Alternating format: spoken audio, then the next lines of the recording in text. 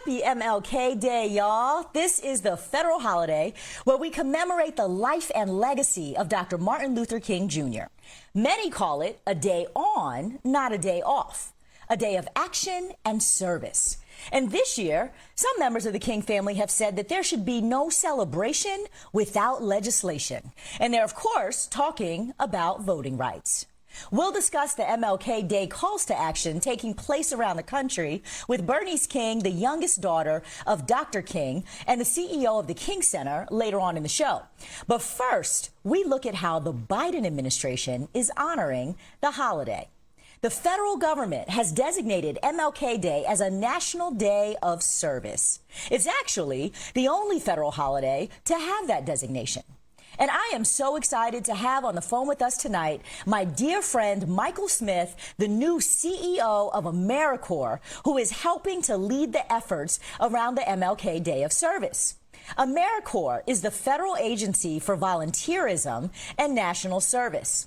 Just last month, the U.S. Senate confirmed Michael Smith as head of AmeriCorps, which invests over $800 million in service grants and deploys 250,000 members and volunteers a year to help improve lives and communities. Michael has an extensive background in public service and was a key architect of President Obama's My Brother's Keeper initiative.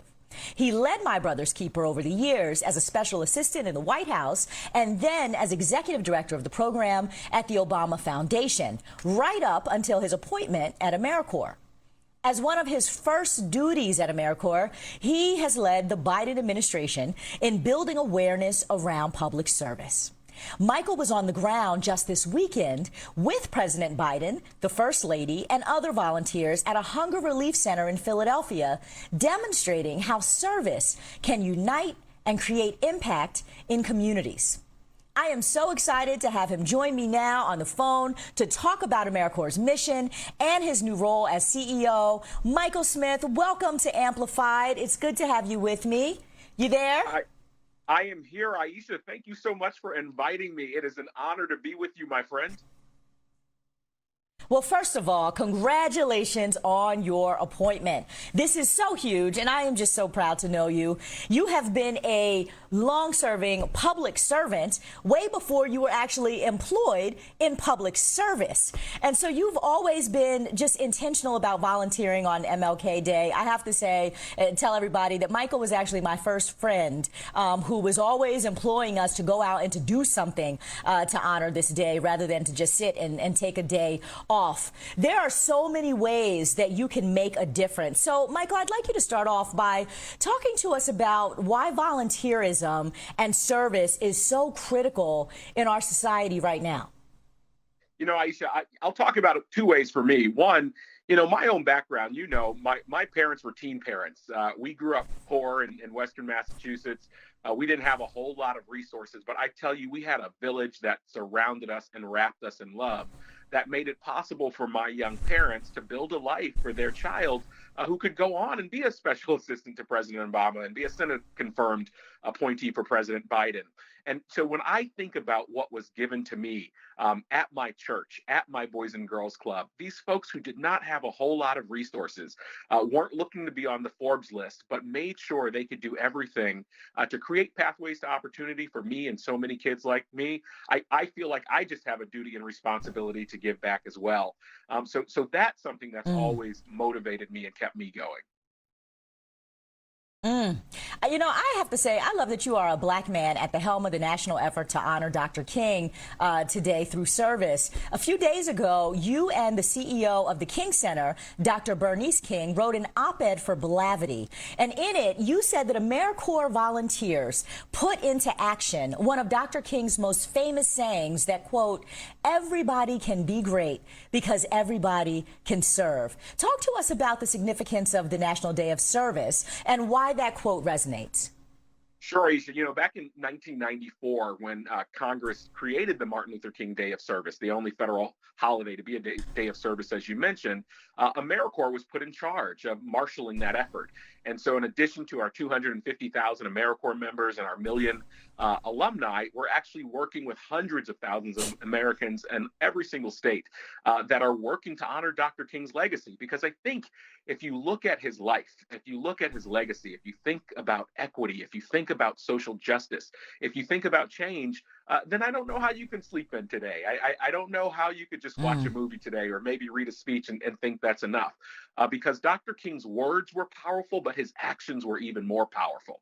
And so this day of service is about honoring that legacy, not only getting people to serve today, but thinking about how to create a lifetime of service. And I think the other really interesting thing about it is service can take us on a path from charity to justice, starting with acts of service and then building that muscle to make sure that we're thinking about changing those systems so that we eliminate some of those systemic problems as well. Speaking of Congress, Michael, it is hard not to roll our eyes at the lip service that public officials give to honor the legacy of MLK each year when this holiday comes around, especially the ones that spend the other 364 days of the year doing the exact opposite of what Martin Luther King Jr. actually advocated. Talk is cheap. So what more can leaders, particularly members of Congress, do to move us closer to the beloved community that MLK spoke of? I have what I think is one of the best jobs in the federal government because national service is something that really has not been partisan. When you think about the challenges that our communities are facing, and when you think about how we can marshal the power of our neighbors to really recognize this idea that our neighbor's child is our child and that we all have a responsibility to each other. No matter what side of the aisle you're on, I think there's an understanding that we have more that we can do and more that we can give back. And I hope that anybody, no matter whether you're on the left or the right, an inner city or a rural community, you'll spend time on this Dr. King holiday, looking at his words, looking at his legacy, and thinking about not only, can I serve soup? Can I give out jackets? But also, am I becoming the type of person that's helping to eradicate those systems that make that sort of charity necessary in the first place? And one of the things that I'm excited about with AmeriCorps is I met folks that started off as Teach for America AmeriCorps members who are now working to change the education system. I met people that are working in food distribution or working in food shelters, it's homeless shelters, are working to give away food, and now are working to change the system that leads to hunger and homelessness. So I hope that everyone will think about not just your charity today, but how you're building a lifetime of service, and also how you'll change some of the policies that really make it hard for too many of our kids and communities.